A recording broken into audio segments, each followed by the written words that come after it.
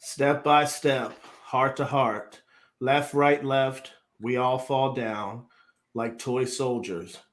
Bit by bit, torn apart, we never win, but the battle wages on, said amazing singer Martika. Who was originally on Kids Incorporated with one of the guys we've had on from the Monster Squad. Fun fact, fun fact. Welcome, Indie Escape audience. I'm your host, Brandon E. Brooks. This is Industry Outlaws United, IOU for short. Right in this box next to me is the man with the Indie Escape plan, Joe. Don't call him Joey Ridgely. My man, how are you, man? Tell us about your amazing weekend last weekend in Cocoa Beach. I would love to, thank you. So first of all, getting to hang out with John Grandpa Dugan for a number of hours from the Texas Chainsaw Massacre. What an awesome guy. Very generous with his time. Just absolutely spectacular. But the exciting news is that Horrorville has invited the Indie Escape to host all its celebrity panels now and MC the events, which is big news, Joe. Congrats, man. Congrats to all the Indie Escapers out there, all of our crew. So awesome. Yes, thank you. And I just got to play a little clip real fast of John at his panel, if I may. Please do. Please. Chainsaw 3D. We all got more money for not being in the movie than we got for being in the movie. Almost, you can figure out. But that's show business. Exactly. At this point, we'll open questions to the audience. If you have any questions, just raise your hand. In the back.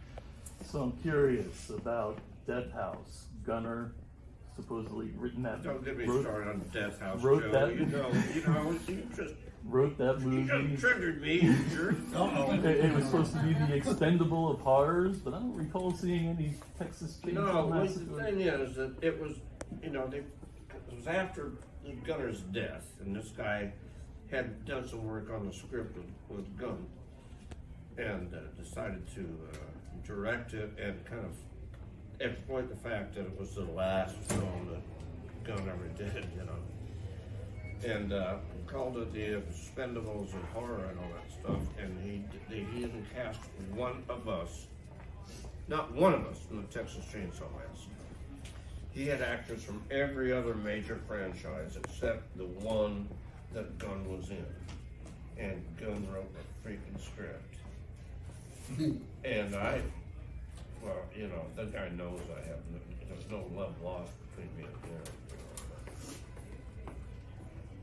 and him. You're either stupid or you lack creativity. I mean, what the hell? It's a gimme. If Gunner were alive, he'd insist that all of us were in the film. We'd all have maybe a scene or two together. Who knows? But for him not to hire a single one of us, of course they got Bill Moseley from the second one's in there. But that's not the Texas Chainsaw Massacre, and Gunner had nothing to do with the one that Bill Moseley said. So I just chaps my ass, Joe. Any other questions? I'll stop. Wow. I didn't think that clip was that long. I apologize. But yeah, I tried to rile John up a little. Real talk by John Dugan. Yes. Real talk. Definitely. Wow. Jaysen, how are you, buddy? I know the exact guy you're talking about. I do as well. Wow. That's a story for another Indie Escape show, I think. I actually had him on a Tech Defect show right after Death House came out. Oh, okay. I had the screener of it first. So. Wow. All righty. I'm not going to mention any names. No names here. Yeah, we're not trying to kill anybody tonight. No, but we are blessed to have our guest in the green room. Mr. Ridgely, can you please play our video for our guest of the night, please? Absolutely.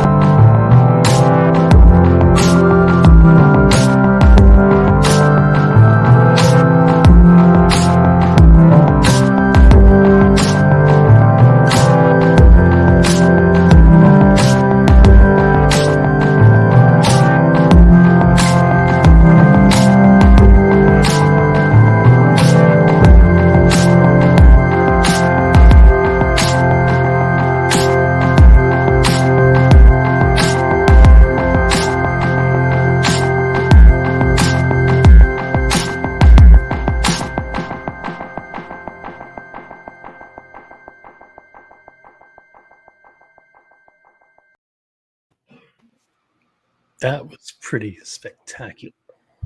Without further ado, welcome to IOU, the great filmmaker Rob Schmidt. Hey, you guys. I'm a little speechless. That was I've never seen that before, and it was kind of. Thank you. Thank you. First off, thank you for being on the show, Rob. We appreciate it. How are you, buddy? You're in Georgia, correct? How's the weather there? It's cold. It might snow tonight, actually. Oh, okay. So yeah, just like us here, it's like 16 degrees and snowing outside. So Exactly. yeah, so we're, no, it'll probably be 60 tomorrow, but it is cold. Awesome. So Rob, where are you from originally? If memory serves me correct, are you from up here in the Delaware Valley, Pennsylvania?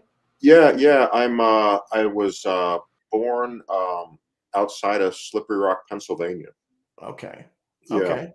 And whereabouts is that? Is that central or to whereabouts to Philadelphia? Are we way out? It's nowhere near Philadelphia. By West Virginia and Ohio. Oh, okay. It's like Okay. way west. So did young Rob Schmidt, did you always have a fascination with films and the film business growing up? I think my relationship to film was kind of complicated. I didn't go to, when I was really young, we didn't have a TV. We might have had a black and white TV that my dad had like fixed up. And then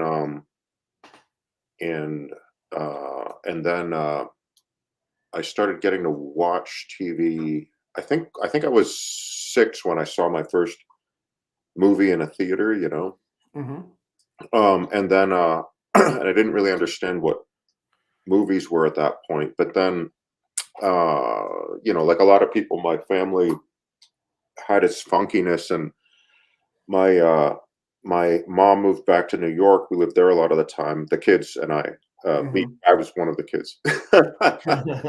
But at that point, I was pretty lost and alienated, and I spent a lot of time in movie theaters. And actually, the first movie I got to see when I got to New York at 7 was The Wizard of Oz, and then it was a revival, and then I saw another revival, which was Son of Blob.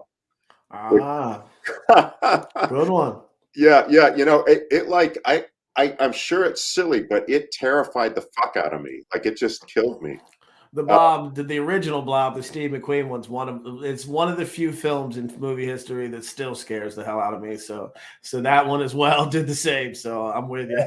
So I need to look at him again, because I don't know if it was just because I was really young or, but it really blew my mind. I remember going to the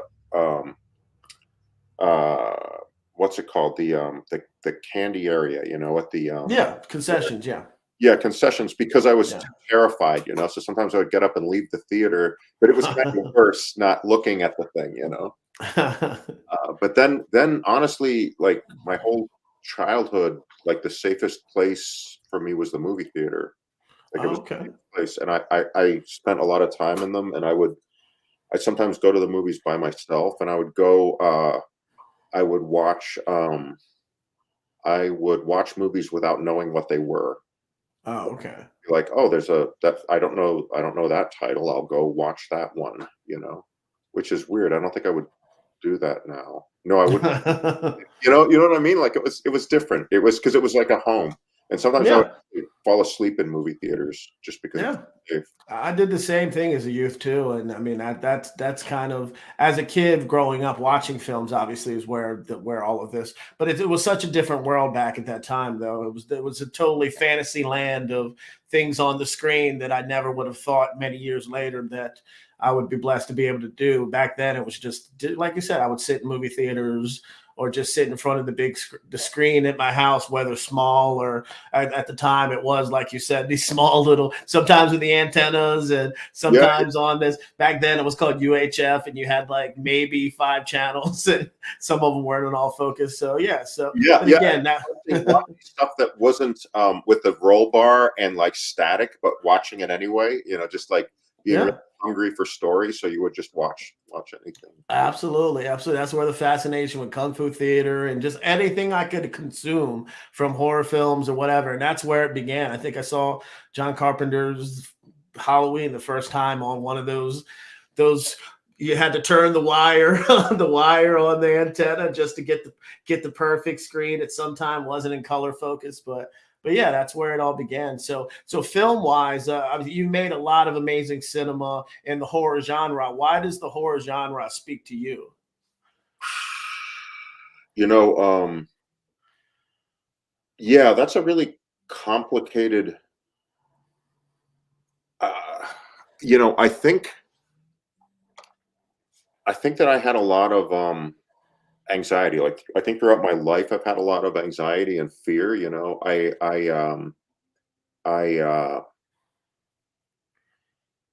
boy, this is like a kind of complicated thing. Yeah, I think I found growing up to be kind of rough. You know, there was a point early on where I got sexually assaulted, and I just always had fear, you know, and I would from a very young age, I would carry weapons and things like that, you know, and um it sort of came naturally, for what that's worth. Like, I think I saw a lot of the world as a horror, you know, and so it made sense to make stories like that. Yeah, it does, definitely does. That's the horror of life that is not monster. I mean, that's the real monsters in life. So, but thank you for sharing that with your audience. Jumping into your first film like type realm, I was noticing when I was doing research, your first short film, Alternate View, starred one of my '80s favorites, Dean Cameron, who many know from Summer School and many other things, Men at Work, and a lot of other great cinema. So how did your first film, how did that come about, and how did you end up working with someone like Dean on that first project? Yeah, that was not my first short film, but it was definitely one of them. And Bob Romanis, who was in Fast Times at Ridgemont High, was friends with Dean, and I knew Bob from school, and Bob got Dean on that project, you know. It's funny. I was kind of shocked that you knew about that, because I'm not sure if that's anyway, I don't think I've seen that in. I try to do my research as thorough as possible. When I saw Dean, I was like, oh man, like, again, I haven't really seen what he's doing in recent memory, but I'm an '80s. I mean, I was born in the '70s, but I'm an '80s baby cinema wise, and kind of an old soul. So again, he was one of the party guys and one of the cool dudes, like, in that maturation of my life, you saw all those cats. So yeah, so that stuck to me with that. So. Well, he was really, you know, I have not been in touch with him in this century, and he's a really brilliant guy. I mean, he was a really brilliant guy, and he was very free with his performance. Like, he was good to make crazy choices and things like that. He was a great person to get to work with. Awesome. So another short you did, like, not long after this, another one of my favorite actors. And I mean, he was young at this time, growing, but Clifton Collins Jr. was another young actor at the time. I don't even think he had done 187 at that point, but no. How did you end up? Was this a casting of just young actors that came in to see you for this project? Yeah, it was. He actually, you know, Clifton. His grandfather was Pedro Gonzalez, who's like a really important Latinx performer. Yes. Who wasn't really recognized for like many years, you know, but was like, if there was like a Mexican in a Western, it was often him, you know. And he was a super talented, super funny man who he was. I might be getting this a little bit wrong. I'm not getting this wrong. He was friends with Groucho Marx, and he's actually on the Groucho Marx show a number of times. But that was Clifton's grandfather, and Clifton, I think he goes by Collins now. Yeah. Yeah. Clifton used to go by Gonzalez in honor of Yeah, I remember that from even in 187 and some of the early films. It was Gonzalez. Yes. Yeah, and it was, you know what, it was, and this is the thing that's just fucked up about our society, was stopping him from playing, getting to play white guys. Like that's what it was, you know. Yeah. And so if he changed his name to Collins, which was his dad's name, Yeah. he got cast in different things. Gotcha. So, And so Speed of Life, a very, very underrated film. It's one I actually was thankful I got to see actually around the time it came out, and amazing cast you put together with that. So this was your first feature film, correct? yeah, that was my first feature. Yeah. So how did that all come to fruition? Like from a financing standpoint, as a filmmaker, all of us out there understand how tough it is to raise capital, and then you raise capital, and you were able to obviously get some amazing young talent like Mia Kirshner and Scott Kahn and many others in that film. So can you speak a little bit to the audience about that? Yeah. Well, boy, the you know, the I had made a short film on that same content, and it had gotten a bit of traction in the festival circuit. It got good traction in the festival circuit, but then so, and at the time, you know, I was talking about anxiety before, but for what it's worth, you know, they say that rats only have two emotions, fear and more fear. I think a lot of my early career was like fear or more fear, you know, and and I didn't really understand that I was like one of the guys, the young guys in LA that was, you know, kind of pregnant to make a feature. I was just like, I'm gonna die poor and not ever get to make any films, and you know, I'll be one of those people who dies on the street in the Hollywood flat. But yeah, so that was my mindset. And but I was meeting good people, and a guy, I want to say, I think I can't remember what agency he's at, but Jeremy Barber at that point, who's a big giant agent now, he found money to make that movie.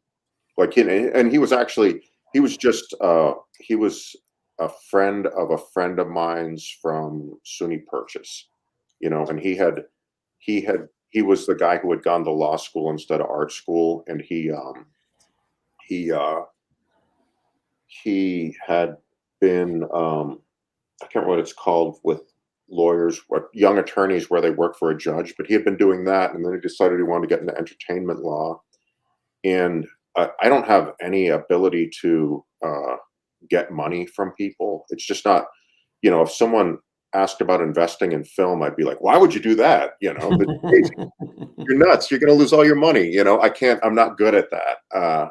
But Jeremy was and is obviously good at that. And, you know, he found a young guy who had a lot of money and wanted to become a producer, and he got him to make my movie, basically, was what happened. I mean, it was much more stressful than that, but so was your first process an enjoyable one, or was it stress laden because it was your first feature?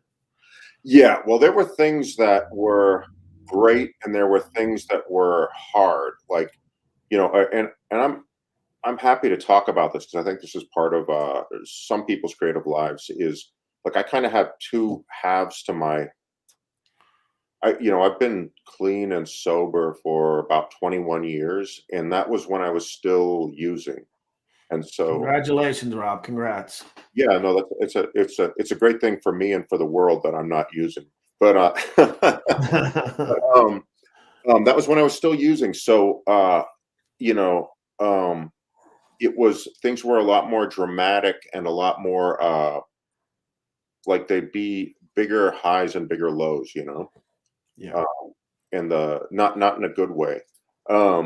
But so that project was in some ways great, and I made it with you know, Maddie LeBatique, who is an old friend of mine, who was he shot Iron Man, you know. He shoots great stuff. But it was really early on, and it was with the folks that had funded Darren Aronofsky's first movie, Pi, you know. Pi, yeah. It was with them. Yeah, it was. Anyway, it was that kind of pack of people, and that stuff was really fun. And it was fun to. I think we had I like smoked and drank, and I think we had like a cigarette sponsorship from somewhere. So there were just cigarettes all over the set all the time, and you know, we would drink a lot, and you know, at one point the prop master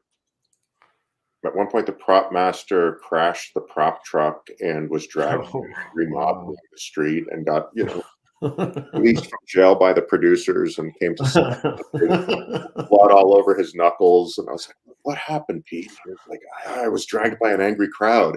And wow. Yeah. Wow. Yeah. I'll have to ask the question about anything chaos on the set. That's a good one right there. That's awesome. Yeah.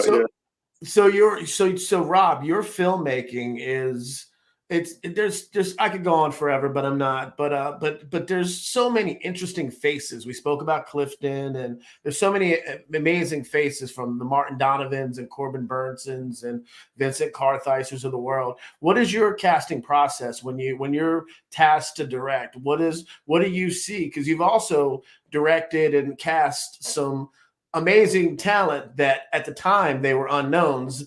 And then do you see that? I mean, what is your process when a script is put in front of you and you're looking at the talent that you want to convey these stories? Yeah, you know, that's a great question. And I kind of think that everyone is beautiful. No, I really do think that everyone's beautiful. Like, I love looking at people, you know, and they'll be like an old man or a woman. I'll just be like, that person is just completely beautiful. And so, and I don't really understand what ugly is, like, for what that's worth. Like, it doesn't compute for me. And I honestly, like, I cast people because their performance touches me in the rehearsal. Like, you know, I mean, I'm not a fool, and I cast people that can get a movie financed, but the people that I care about in films are the ones that their performance is touching. So that's honestly, and you know, I do. You know that joke, it's fun to ride on a moped till people see you on it. Well, like, I do, you know, I do, like, I do some crime TV, like, you know, true crime, for ID Discovery, you know, the Murder Network. And yeah, and they're always trying to cast people that look like the real victims or the real villains or whatnot. And I'm always lobbying to cast the person who has the best performance. You know, and like, I get why that other thing works for that, but I always think it's just better to have a better performance, you know. That's a great answer. Actually, many years ago when I started this crazy business, I actually auditioned for a couple of those shows like that, and that's what one of my reps at the time told me. They were like, they said that they just wanted someone that looked a bit different, and you're a little lighter complected than the person that you auditioned for. So again, that was 25 years ago. So it's still yeah, I know that from not having gotten some of those parts at the time, it felt like, oh my God, like it was the end of the world. But yeah, that definitely happens in the casting world. So, you know, that's actually a great thing that you bring up. That boy, I was talking with you know, I teach, and I was talking with a student today about this. Is like, we think when we get rejected, you know, for a role or for a project or, you know, for a gig, that that the people hate us. Like, it's like this binary thing where either they love you and they hire you, or they hate you. And that's never the case, you know. Like, and I can tell you that in those casting sessions, the one where you didn't get the gig, I'm positive that they were like, Brandon is awesome, we got to find a part for him. And that's why they keep bringing you in, and then you don't get the part, and you're like, oh, they hate me. But they don't hate you. They just it didn't work for that thing. Like That's yep. You're absolutely right. You're absolutely right because again, to get the feedback after the fact, as a young actor, that's where your mind goes that I flubbed it, or even when you feel like you killed the audition, you'll walk out and you don't get the callback or whatever. But again, as I grew and kind of turned into the filmmaker side of it, I realized what you just said right there that is very true. That I always write down notes and casting things, not right for this. But I wrote this other story that she would be perfect for. He would be great in. Because again, we're all making a Rolodex of talent that Yep. maybe not work for what we're casting at the moment. But you're absolutely right. Like a lot of times, we as young actors that let our minds like go crazy think that they hated me. But I have had people pulling me aside and say, "Hey, you keep going, keep fighting. You were great. We just need somebody like we need something different." And That's they cool. actually that was more uplifting for me to continue than sometimes when I got the role. And I mean, that's always great to work, but sometimes when I really knew I did well for a specific audition and someone pulled me aside, that actually gave me more motivation to move forward sometimes than the wins did. So That's cool. Yeah. So if there are any actors out there listening to this, don't trip out and know that, people want you to win. absolutely, absolutely. Listen to Rob, like he knows because again, he started the careers of some amazing talent. Speaking of another great cast, Crime Plus Punishment in Suburbia, another movie of Indie Escapers. If you have not watched it, it's on Tubi and a ton of other platforms. An unbelievably dark film. I love dark cinema and horror. People know that. Great cast, which features one of my all-time favorite actors, Michael Ironside. So can you just speak a little bit about this project and why this project was one of the ones that today we're still talking about from your filmography? Yeah. Boy, I'm trying to think. Well, first I want to just shout out for Michael because he's really amazing. He's a very close friend of mine. Like I talk to him probably once a week, and Please do. Like he's one of the gentlemen that I want to shake his hand one day. If I'm ever blessed to work with him as an actor or a filmmaker, that he's on the bucket list of that because I always feel like people don't talk about it, give him the flowers he deserves because he's been amazing since I was a kid. So please do give him all the props he deserves. So. yeah. No, I anytime he's on, and I think he's done like 250 movies, something like that at this point. Yeah. But anytime he's on screen, I keep watching because I want to see what he's going to do. Yeah, and he's like a lovely man. Like he's just he's nice to be around, and he helps.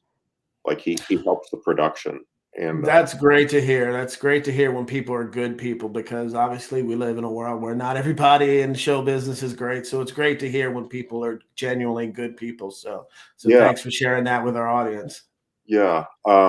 But regarding Crime and Punishment, I guess it's a dark film. There's a thing about it. A thing about that movie is that it was supposed to be,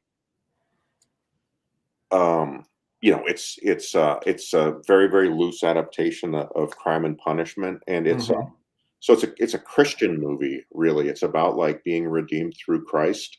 In this really weird way, it's a sort of subversive film because it's just this kid has terrible stuff happen to her, murders her stepfather, and then confesses and goes to prison and has a new life, like is reborn.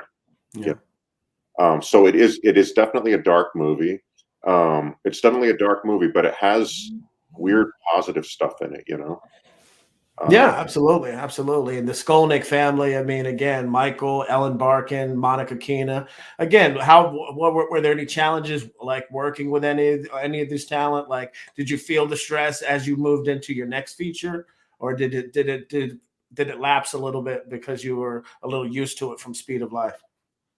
Yeah, I think that I'm trying to do this differently as I grow older, but I think honestly I feed on stress, and and so I don't really mind high stress situations, or I like sometimes I shouldn't say it that way. like at this point, I don't want my heart to give out. So I try to generally avoid like massive stress situations. But when I was younger, I just they were attractive to me. So if things were really challenging, that wasn't necessarily bad, That movie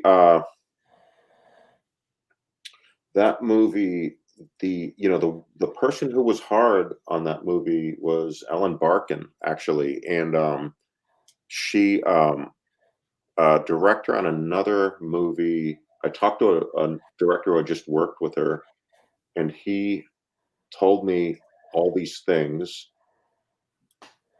that were supposed to caution me off hiring her. And then this is where my being older and already, having my retirement in place is okay for me to say this.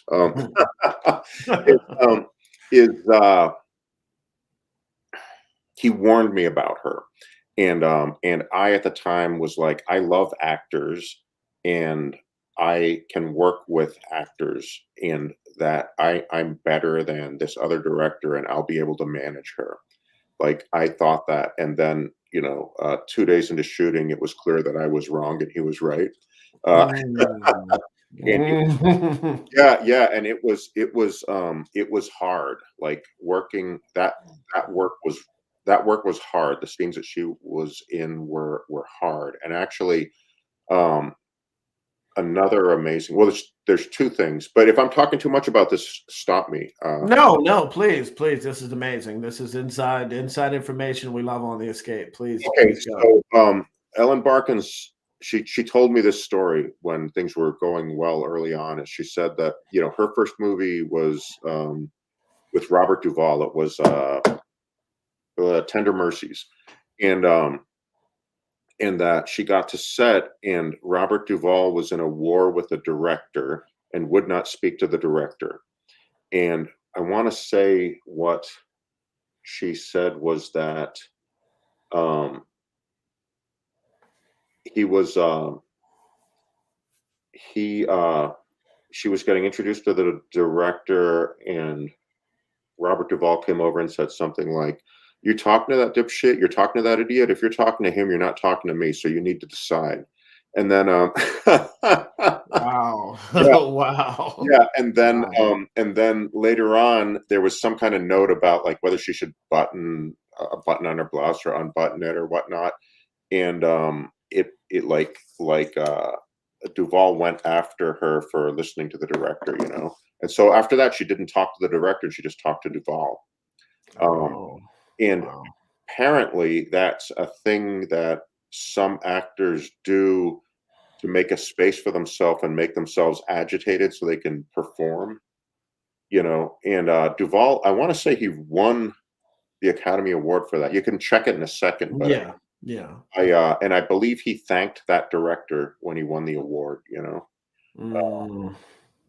So you obviously you soldiered through this and this dealing with this. Did it ever let up, or it just was constant difficult with her to the end of the production? Well, here's a yeah. There's I soldiered through is a good way of describing that. And actually, at one, there was a scene that she was in that was just brutal. It was brutal to shoot it. It came out well, and people enjoyed it. And I remember even now at Sundance, it played at Sundance. Yeah. Like, the audience cheered during part of the scene because it was, it's her like rubbing Jeffrey Wright's crotch, in a yogurt shop, and people were excited about that. But like, it was so hard on set to direct her that at the end of the night, I went back to my trailer and I was just like, oh my God, this is the hardest thing ever. And the AD like came over and hugged me. And and I was like, Wow. at first I was like, why is she hugging me? And she's hugging me because it's over. We made it through that. But this is the thing that is awesome from that is Jeffrey Wright, who's an amazing actor. No, one of the finest out there, absolutely. Yeah, well, check this out. He would direct Ellen for me, and I would tell Jeffrey things that I wanted, and he would get her to do them. Ah, awesome. Yeah, like so Awesome. he was not just acting and being like a great actor, he was like managing the production, you know. Awesome. So we got a question from Ray Bold, and thanks for watching, Ray. I've gotten work through some auditions, but the more I work, the more work I get without auditioning from people who saw me in something. Okay, cool. Keep working, Ray. We also had back JD Smith, who said Ironside's the man, often overlooked when talking about great character actors. Absolutely right, JD. Absolutely right. TK, thank you for being here. CJ, mad respect for the intro. Love Rob's body of work. Hey, what's up, Lauren? Thanks for watching. Yeah, man, his body of work is amazing. We want to actually next another individual that I don't believe. I don't know until I asked you, that I'd love to just hear a few words about is the great late Stan Winston. Who obviously you worked with on the next film we're going to talk about a little. But can you just speak about a little bit about how that relationship began? And I mean, anyone who doesn't know who Stan Winston is, like just Google. There's a wealth of knowledge that you can get, especially those in the special effects world. But please just speak a little bit about Stan, if you would, Rob. Yeah. You know, I think about Stan a lot, and I worked with him more than just Wrong Turn, but Wrong Turn was where we met, and he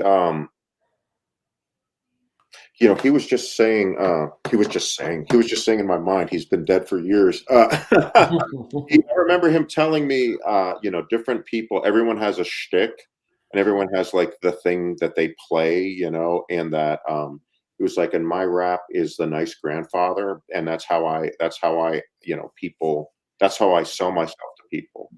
And I just thought that was really interesting that he understood that, and that was what he was. Very, very interesting. Yes, very good take. So, go ahead, please. I was going to say that he, you know, when I was trying to, first of all, I think guys don't decide whether they're going to have kids, like women decide it, and then you're just along for the ride. But when I thought I was deciding if I was going to have kids or not, I asked Stan about it, you know, and because Stan was he was somebody that I didn't have. My dad passed away when I was pretty young, and I didn't really have you know, a father figure, and he was someone that I could ask things like that. And I was in his office, and he had this amazing office with like about half of the characters I love from movies in it, you know, like Terminator, Jurassic Park, just like Edward Scissorhands, like all these different characters. It was an amazing office, you know, and he had like 6 Academy Awards in there. Absolutely. We're like hanging out and talking, and he says, you know, my greatest accomplishment are my kids. And that's the thing that he cares the most about. And I was like, okay, if Stan says that, I should have kids, you know. There you go. He's a wealth of knowledge in the industry, but hey, I mean, if that any amount of advice from someone like that, like you said, is key. So speaking of that, how did having children, how did that change your perspective on the world of cinema and everything you went through forward? Yeah. It was terrifying. It was great. It was great. But, you know, honestly, I don't know about all the other folks out there, but I was always afraid. Not always. Like, I don't feel that way anymore. But when I was an undergrad at SUNY Purchase, there was an old screenwriter, Howard Enders, and it was before there were cell phones, you know. And we were sitting in some office talking, and a phone rang. The phone in the room rang, and it was neither of our offices, you know. It was just like this room. The phone rang, and he was like, "What is that? Is it a job? Should I pick it up? I don't know." You know, like he made this joke about like that he was hoping that it was work, you know. And like that's how freelance is. Like, I'll tell you, like I said, I'm close with Michael Ironside, and the thing that Michael does is anytime I finish a gig, like he'll know that I'm working. You know, I'm on this show for this week, or I'm doing this feature for 3 weeks or whatever. Like the last day of the show, he calls me up, and I answer the phone, and he'll say, "You'll never work again," and he hangs up the phone. Keep you on your toes, man. Yeah, there you go. Keep you humble. yeah. But the thing is, like, for like a lot, I mean, it's funny, but it's funny because for like a lot of my career, that was what I thought every second, you know. So when I had kids, I started teaching. I started teaching as well, and I'd always wanted to teach. My dad had been a teacher, and but it was something that I wanted them to have some stability. Like, I didn't want them to be like, we're from a rich family, we're from a poor family, we're from a poor family, we're from a rich family. I wanted there to be some kind of like even, some sort of equilibrium. Yeah, absolutely. So we have a question from Jeff at 856 Films. How did you first get signed to an agency? Okay, that's a good question, Jeff. And it's also, here's the thing about it is you don't need to get signed to an agency, and an agent is not going to help you.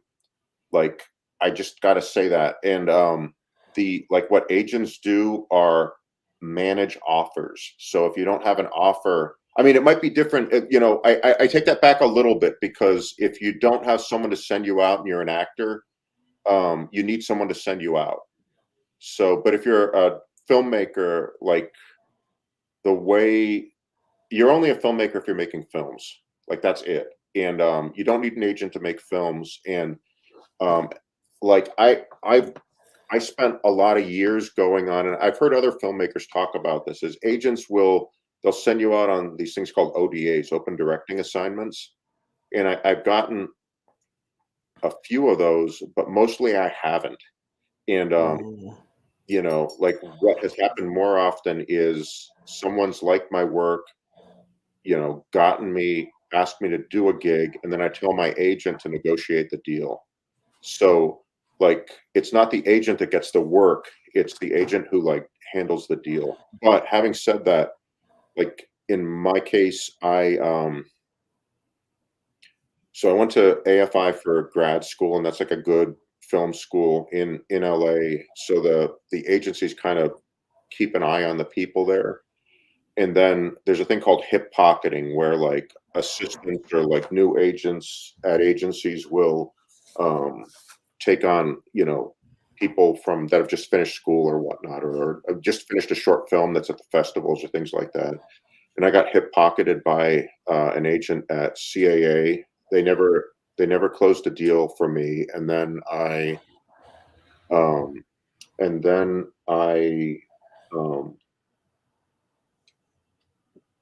dated an agent assistant. He became an agent and represented me, like, was what happened next. And then after that, I got my agent, who I've had for 20 years. I've had the same agent for 20 years. Awesome. Yeah. So that's what happened with me. But especially now, it's like, so, yeah. But I don't know if you're an actor or a filmmaker, but if you're a filmmaker, you don't need an agent, you know. Yeah. If you're an actor, you need someone to send you out. Yeah, it's a wealth of knowledge in the escapers that Rob's given all of you guys right here. So, JD Smith, this is a fantastic interview. Thank you. I'm sort of bummed this is only the first I've heard Rob talk industry. Well, I mean, you're hearing it here, so thanks for being here, JD. That's why I wanted. It's an honor to have him on here, because again, I've followed his work from the beginning. So yeah, I have mad respect for everything he's done and just for being here. So also CJ Robles, who's another indie escaper who runs a show on Monday nights, said words to the wise, kids keep you on your toes. So yeah, that's speaking to your words about your kids. Yes, TK Henderson, who's another friend who runs the Black Filmmakers Lounge tomorrow morning, said this is great information. Absolutely. This is amazing information you're getting free here on Friday night from Rob. So moving forward on your filmography trajectory, Wrong Turn, I just want to speak on a little bit, because it's I say some people will fight me on it, but it's when I saw it in the theater opening night when it came out, it's something that still stays with me. I still own it in different forms.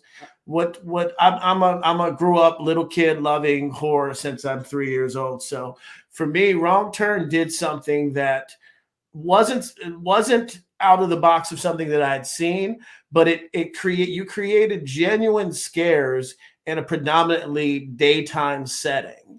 And that for me, the cannibals are one thing, but I mean, the suspense factor for me is something that's always been big. I grew up loving Hitchcock and loving the early Carpenter films, and the mood that you conveyed in that film of suspense.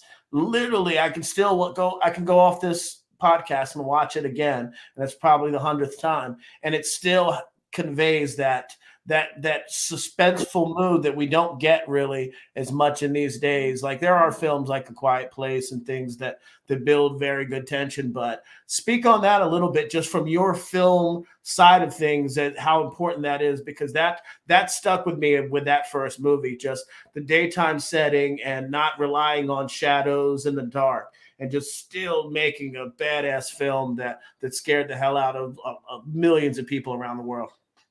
Yeah, that's really sweet of you to say, Brandon. Thank you. Well,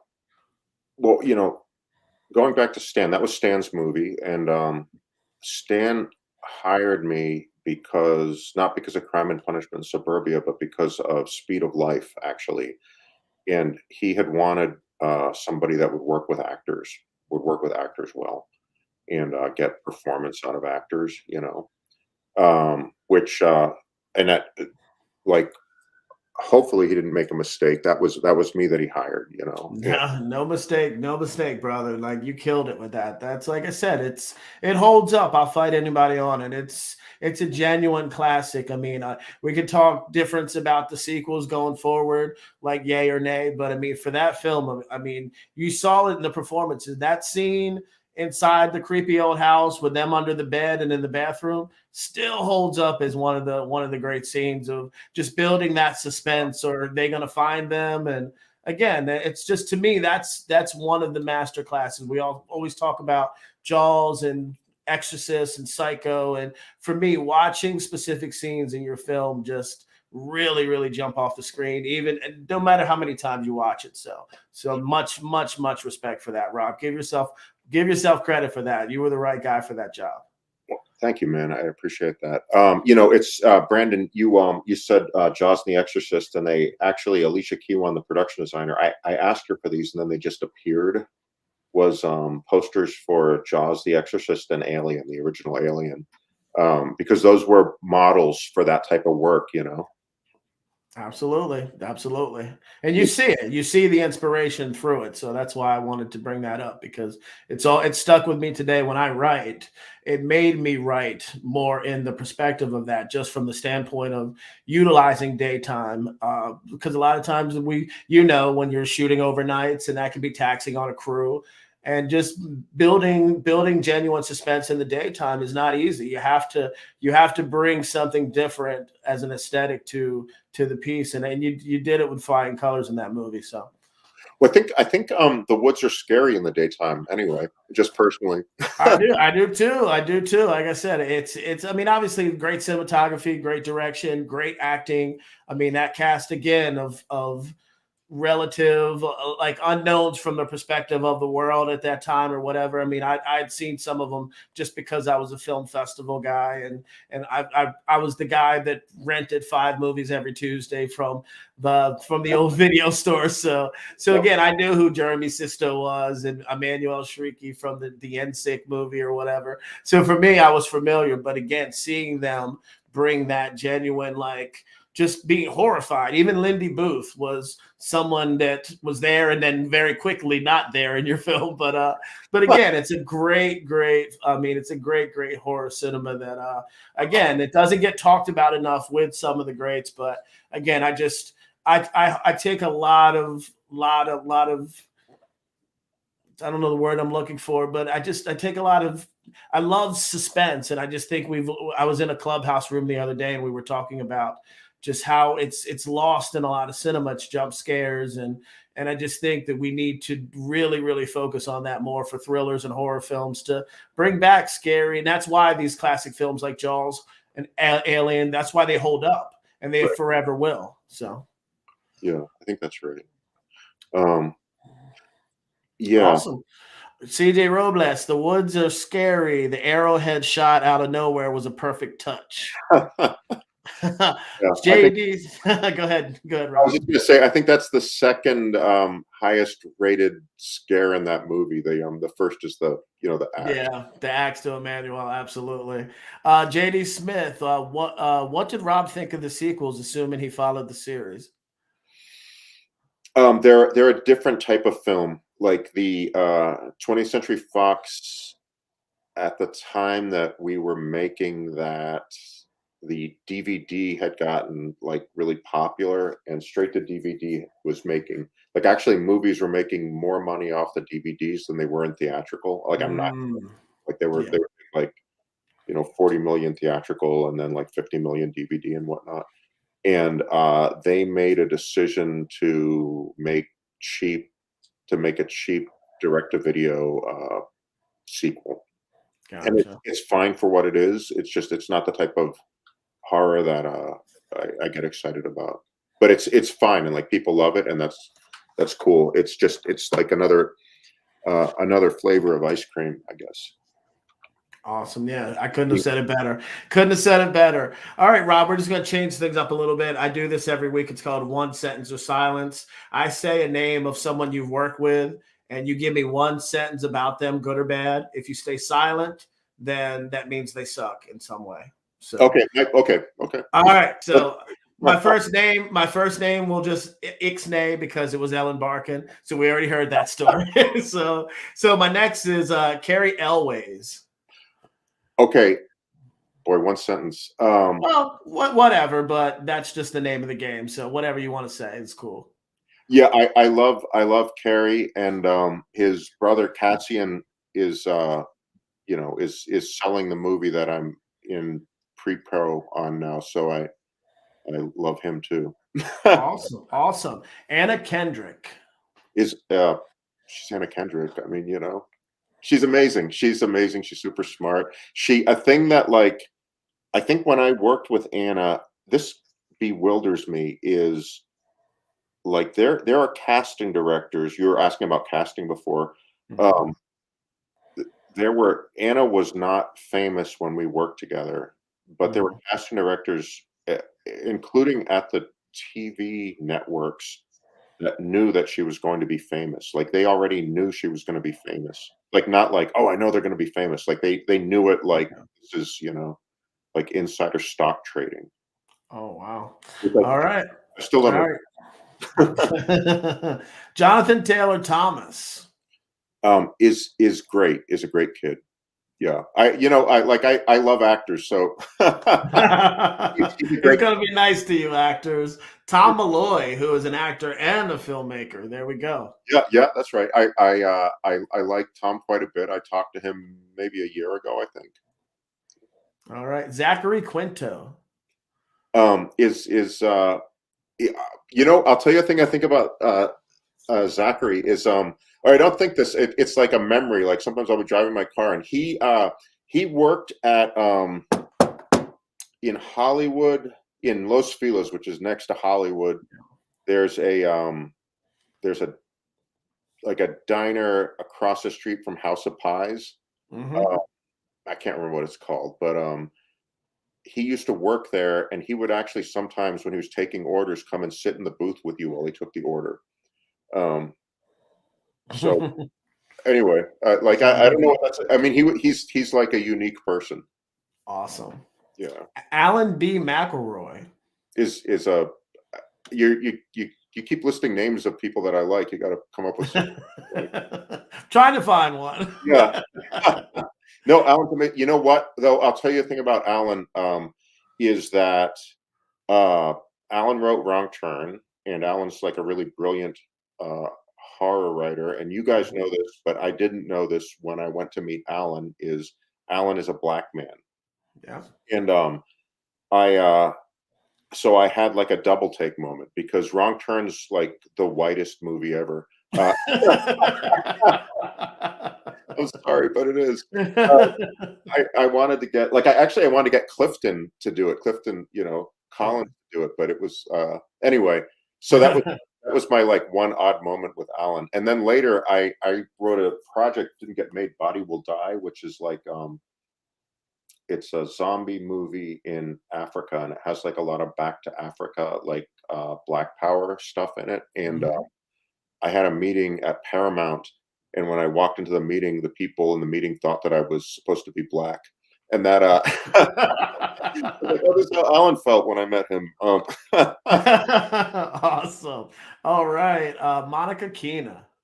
I love Monica, and I message with her pretty regularly. So awesome. Yeah, I love Monica too. I worked with her years ago on a film called Aftermath in Louisiana. So yeah, so we stay in touch from time to time. Emmanuel Shrieky is amazing. Emmanuel. This is going to be boring because I think I love all of these people. See, I didn't know that till just having met you today. So when I pre-did this, it's like, okay, my last name, Timothy Hutton. There you go. Okay, let me think. I like Timothy quite a bit. Timothy worked. He didn't work with. What's his name? Amazing director from the 60s. He did Harold and Maude and Hal Ashby. So, but check this out: is when Hal Ashby was dying, Timothy Hutton was, I guess he'd already done Ordinary People, so he had gotten like an Academy Award, but he was, I think, not working and just like hanging out. And he spent a year watching movies with Hal Ashby while Hal Ashby was dying. Like just like hanging out, like taking care of this sick guy. Wow. Okay. That's like the best sick guy on earth to get to him. Exactly. Amazing. All right. Well, like I said, you didn't speak ill of anyone, so yeah, you passed that. So yeah, just to talk a little bit next about your teaching. You're a film professor at Emory College down in Georgia. Speak a little bit about, you spoke as to stability and equilibrium in your life and your career, but speak a little bit about why that's important to you to nourish the next generation of filmmakers, actors, or anyone that's in your classes. Yeah,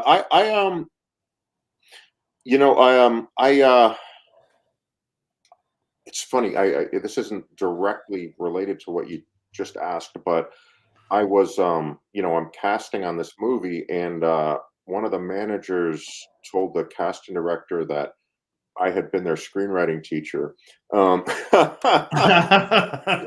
be that old, and people that are like working be like, "Oh yeah, that's my old teacher." Like, what? That's not. I'm not old. Yeah, I love filmmaking. It's been like, honestly, I got divorced a few years ago, which if you can avoid getting divorced, avoid getting divorced. But if you can't avoid it, like, definitely get divorced. And I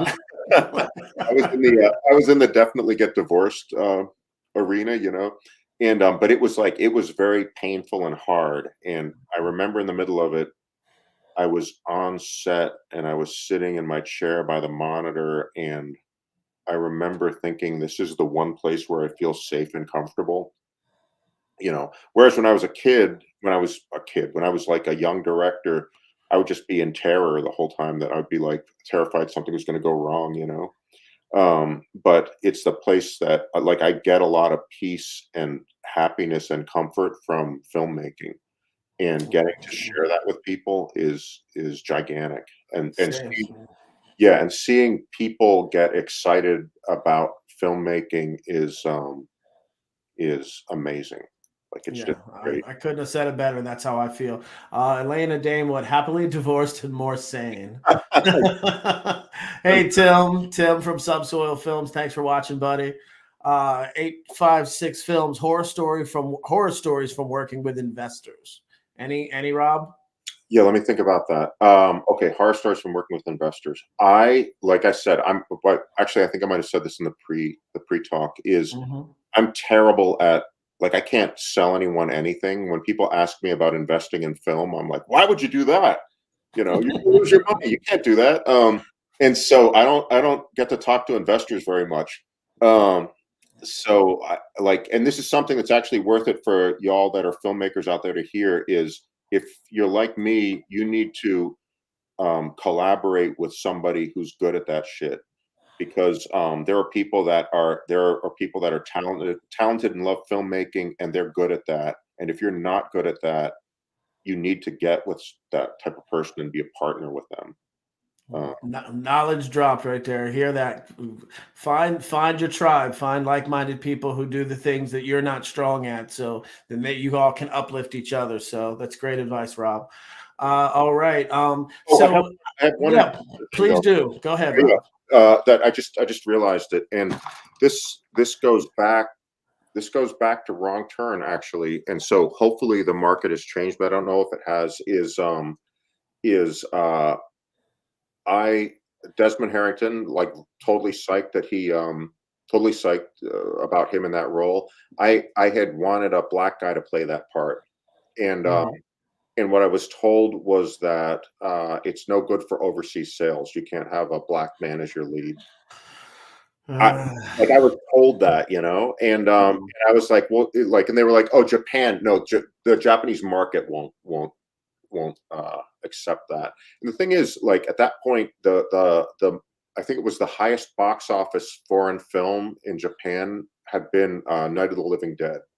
You know, the lead. It was just the original, yeah. It wasn't the Japanese public. It was like the guys who sell films to each other over steak dinners, you know. Yeah, exactly. It was those Hollywood hobnobbers that have their nose up. Yeah, and that was what was that that's early 2000s, right? 2000. Yeah. Okay. Yeah. So I don't know how that's changed, you know, but. Well, yeah, it's a good story, a good piece of behind the scenes story there. So I don't know if you consider yourself a social justice warrior or not, or anything, but I did get this week to watch some of your documentary work. And so can you speak on some of that? Because there's some amazing topics that you probe in them. So please just speak to our audience a little bit about some of your documentary work. Yeah, well, I mean, I love documentary. I think everything is story, you know, like fiction is it's telling stories where everything's artifice. You know, actors are playing other characters, sets are pretending to be bedrooms or, you know, living rooms or whatever. Everything is fake, but it's to tell a story that can be more or less true. And then documentary is a type of storytelling where you're recording reality, but you cut it together into a story. And I just love documentary, and whenever I get a chance to, I work on documentary. I wish I was a social justice warrior, and I think of myself as someone that tries to help social justice warriors. Oh, okay. Yeah, like if I can, you know, I do. My sister actually is the executive editor of the New Humanitarian. That's like a news service for high conflict areas. They send reporters to places where there are conflicts that other reporters don't go to, so that you know, because the stories don't get reported unless people go in. And like she has reporters die that work for her, you know. Wow. And that's a different deal than like, yeah, you know, a few weeks a year working on a documentary. Yeah, it's really believing in the causes. Absolutely. So props to her. Absolutely. Yeah, but yeah, I love documentary, and I do work to support, you know, queer community stuff, and I do work for clean water, and I actually had a really amazing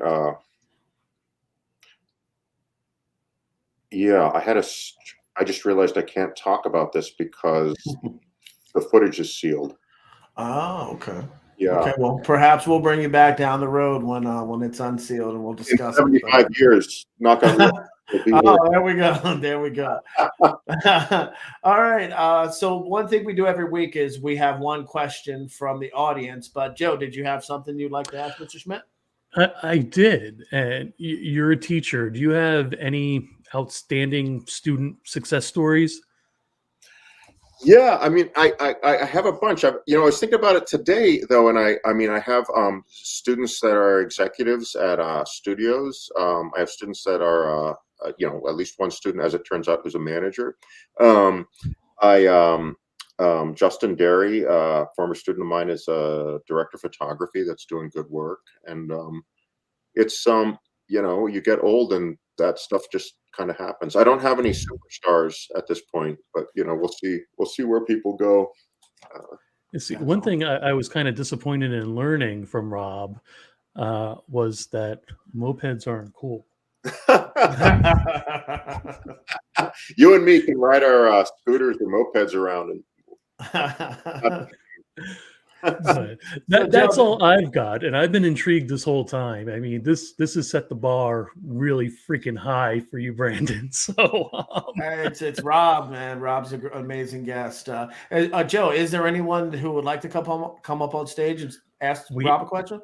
We had one or two, but their stuff was malfunctioning.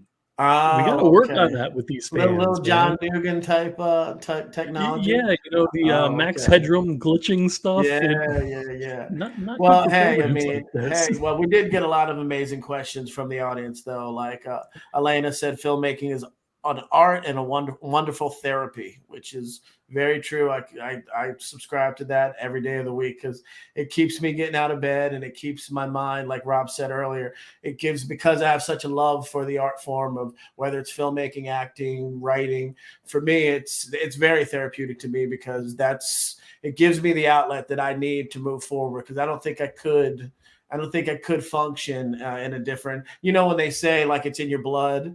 That's how I feel. So yeah. So Elena, you're absolutely right. Yes, Gabe, one of our indie escapers. It's a passion, an outlet, among other things. Absolutely a passion. Rob, animals in the video that I cut together that you saw at the beginning. Are you an animal lover? I saw you with an elephant, and I'm a huge dog lover. So tell us about your love of animals in general, please. Boy, they've just always been around. Like I said, when I grew up on a farm, at one point I think we had 26 cats, farm cats, but 26 cats. And we there's a Malinois Shepard mix behind us, so working. Perfect timing. Yeah, amazing. But this one's really interesting to me because we got her. My partner had too much free time and saw on Facebook that this Shepard was going to get put down that day at the county pound. Decided that we needed to liberate the dog had parvo, which is a thing that kills them, And, I figured that the dog was going to die, but we gave the dog IV fluids and IV antibiotics for like a week, and it turned into this monster. Awesome.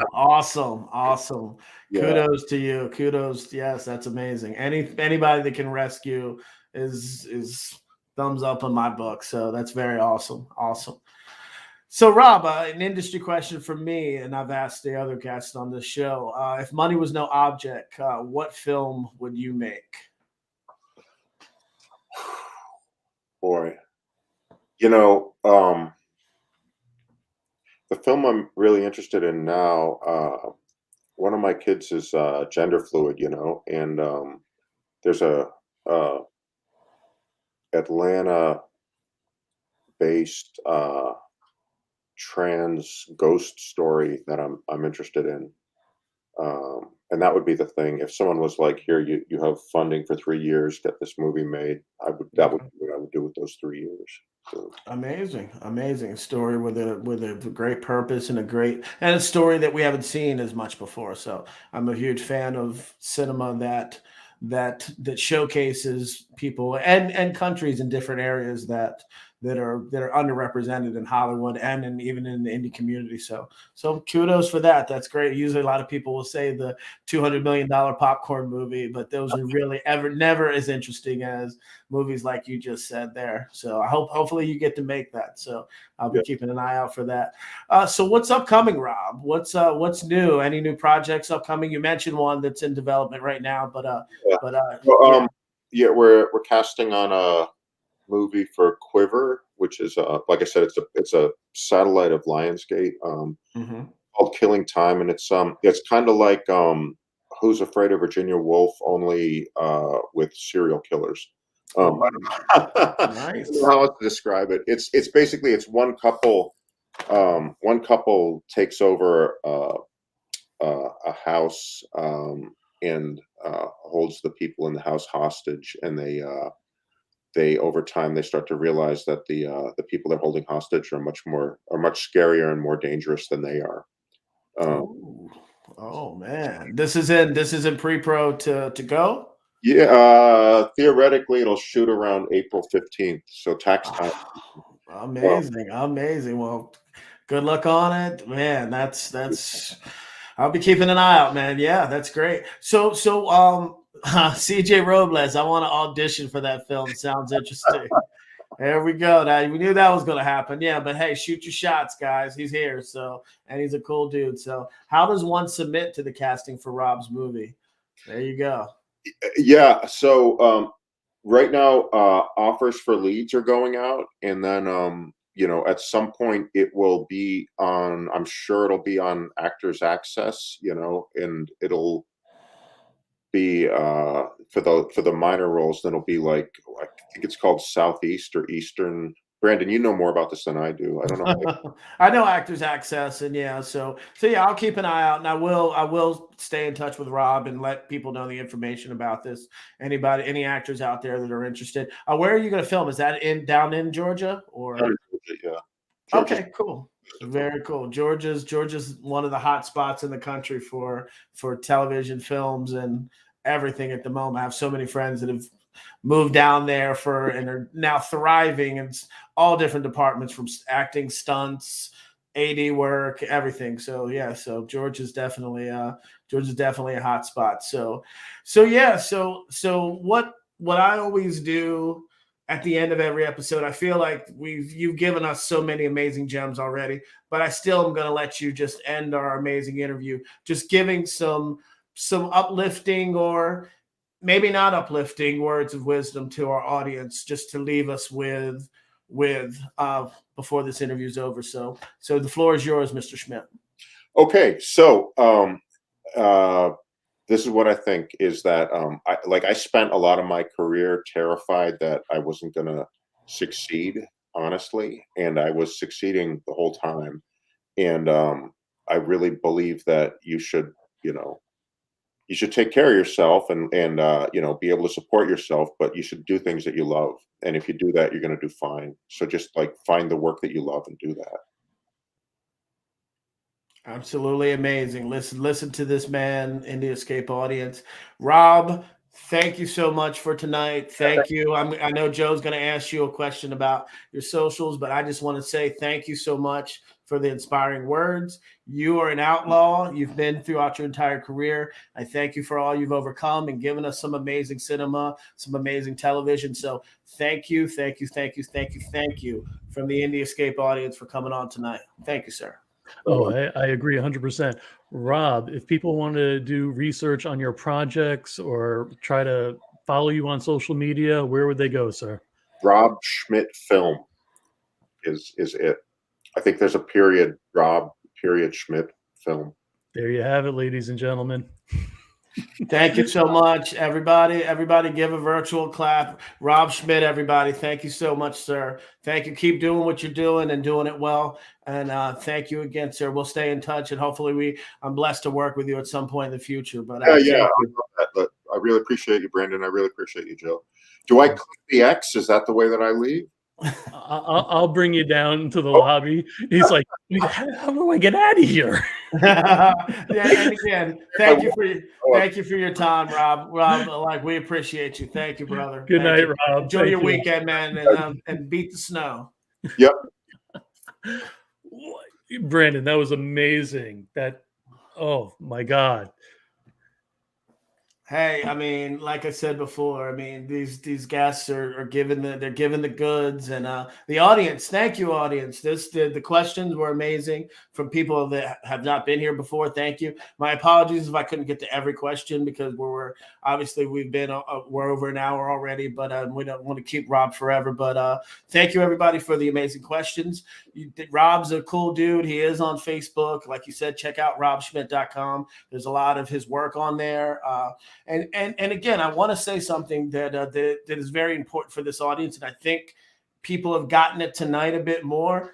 And I think it was CJ and Gabe and some other people, Ray, shoot your shot when you get an opportunity, because every week these are guests on not just this show, but on CJ's show and David Madison's show and all these shows. There's amazing talent that are right here, and you have the ability to ask them questions. You have the ability to go back channel them and say, hey, you watched this interview and you're a part of the Indie Escape family. So shoot your shot. Maybe you will end up in Rob Schmidt's new movie. Maybe you will end up working with Courtney Gaines or Tiffany Shepard or Eddie Gaddam. So it's very important to utilize these, not just these shows, but there's plenty of other podcasts out there that you can go on live and you can interact. You can go on Clubhouse, which I've found over the last few months, and meet a lot of amazing industry professionals and ask them for advice. And a lot of people are out there that want to see you win. And there's a negativity in this world that tells us and tells many of us that that's not the case. And there are lemons, there are bad people, but there are people who want to see you win. So always shoot your shot, whether or not it happens or not for that project, it doesn't matter. Just always believe in what you're doing and believe in yourself and shoot your shot, because you too can make the next wrong turn or anything that's out there. So that's very important for this audience to know, to utilize these opportunities to talk with these professionals like this, because it's free. It's free, and you're not having to pay what you would have to pay to go to a seminar to speak to Rob or to meet Courtney or do some of these things. For a wealth of knowledge. Absolutely. Just what he answered for Jeff Profit and for some of the other film actors and people on here, CJ and Elena. For me, it's a wealth of knowledge that you're getting for free in some of these shows. So again, take that opportunity, because that's why I'm doing this, so people can win, so people can interact not only with myself for the projects that I'm creating, but also with some of these artists out here that are creating amazing things. So just make sure that that's something that if you are in this industry, you need to stay focused, and you need to do that, because that's what's going to get you ahead, by showing that you're sincere and that you want to make films, you want to act on a bigger level, and there's no reason why you can't be the next one of any of these guests and be on these interview shows at some point with me or Gabe or CJ or Scott or Daniella or any of the rest of our amazing Indie Escapes crew. So I'm off my soapbox now, but I think that's very, very smart. So that was excellent. All right. So Joe, again, the information you gave at the beginning, can you please give that again about the amazing Indie Escape news about this summer? I would love to. Thank you. So for those of you that weren't with us at the beginning, well, first of all, see that scroll down there? Everybody go to the Indie Escape Facebook page and YouTube channel. Like, subscribe, do the bells, all that other stuff. I don't know what's like, subscribe, share, people, please. We're building this family. We're building this audience of like-minded people that want, like I said, want to see each other win. So go to that YouTube page for the Indie Escape. Watch the past episodes from all these great shows that are almost 7 days a week, and catch up on things. And again, we're accessible. So if you need something, you can always back channel us on social media and ask us. Joe is amazing, even though he's working around the clock, like he will answer, and I'll Absolutely. answer absolutely whenever I can. Anything I can do to help people, because I didn't have as much help. I didn't have a Rob Schmidt or anybody like that when I was 25 years ago when I was starting this. So I made a lot of mistakes. So I try to now. That's why I respect him very much for teaching, because he's teaching the next generation of filmmakers and actors and industry professionals how to do things the right way. And that's what I try to do when I speak at places and when I speak on this platform that I have here, thanks to Joe. So yeah. So guys, as Brandon mentioned, we have exciting news for those that are just joining us now. So the Indie Escape has been chosen to do all the celebrity panels for Horrorville and MC the whole event. The next one is going to be in July, so for a pop-up event. But it's just incredible news that we're getting involved now with the community even more. So and we're getting our name and our projects out there. So very absolutely, excited. Can't absolutely, tell how excited very I am, excited. or am I? I Just can tell, nervous as shit? Joe. I can tell. Yeah, you don't smile that big ever, and I definitely don't smile that much. So yeah, but that's amazing news. I look forward to that, being there down in Cocoa Beach and with you, and hopefully the whole Indie Escape family, because I mean that would just be amazing too. So that's amazing news, and it's the first of many things that are going to pop up for the Indie Escape, because we've been brainstorming a lot about things we can do for the audience and just to brand out and to get ourselves out there more. So as the following weeks go, like I said, I'm sure we have graphics for other shows throughout the week, but please support CJ's show on Monday night, My Manic Monday.